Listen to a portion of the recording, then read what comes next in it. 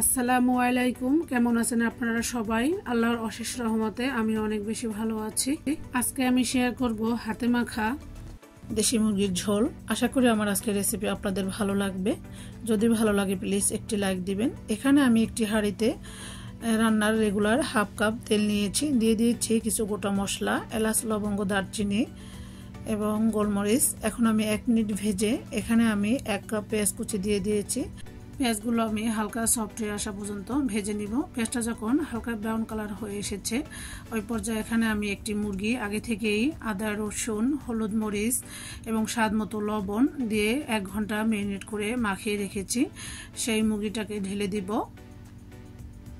এই তো দেখতে পাচ্ছেন মুরগিটা আমি ঢেলে দিয়ে ভালোভাবে নেড়েচেড়ে মিশিয়ে নিচ্ছি। এই তো মুরগিটাকে আমি 3 থেকে 4 মিনিট এভাবে নেড়েচেড়ে রান্না করেছি। এখন আমি দিয়ে দিব একটি টমেটো 4 টুকরো করে রেখেছি এবং একটি কাঁচামরিচ দিয়ে দিয়েছি। এখন আমি সবকিছু ভালোভাবে নেড়েচেড়ে মিশিয়ে নিচ্ছি এবং ঢাকনা দিয়ে ঢেকে আমি 5 মিনিট একদম মিডিয়াম আঁচে রান্না করব। এই তো ফিরে আসছি আমি 5 মিনিট পর।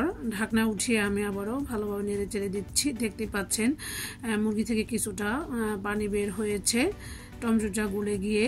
তো আমি এই পানির মধ্যে মুরগিটাকে আরও 10-15 মিনিট কষিয়ে নিব এবং ঢাকনা দিয়ে ঢেকে চুলার আঁচ একদম মিডিয়ামে রেখেই মুরগিটাকে কষিয়ে নিতে হবে, তা না হলে মুরগি পাতিলের তলানিতে লেগে যেতে পারে। এই তো দেখতে পাচ্ছেন ঢাকনা দিয়ে ঢেকে আমি একবারে 10 মিনিট কষিয়ে নিয়েছি এবং এর মধ্যে আমি ঢাকনা উঠিয়ে 1-2 বার নেড়ে চেড়ে দিয়েছি।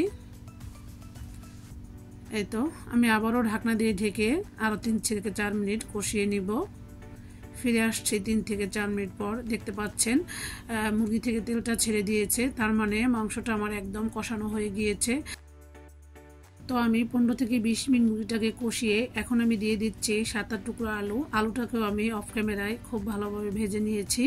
তো আমি এখন আবারও ভালোভাবে নেড়েচেড়ে ঢাকনা দিয়ে ঢেকে আলুটাকে আরও 3 থেকে 4 মিনিট কষিয়ে নিয়েছি। মাংসের সাথে এভাবে আলু কষিয়ে নিলে আলুর কালারটাও সুন্দর হয় এবং আলুর ভিতরে লবণটা খুব ভালোভাবে ঢোকে। এখন আমি এই পর্যায়ে দিয়ে দিয়েছি 2 কাপ ফুটন্ত গরম পানি। এখন ভালোভাবে নেড়েচেড়ে দিচ্ছি। ঢাকনা দিয়ে ঢেকে মাংস এবং আলু খুব ভালোভাবে সেদ্ধ হওয়া পর্যন্ত অপেক্ষা করব।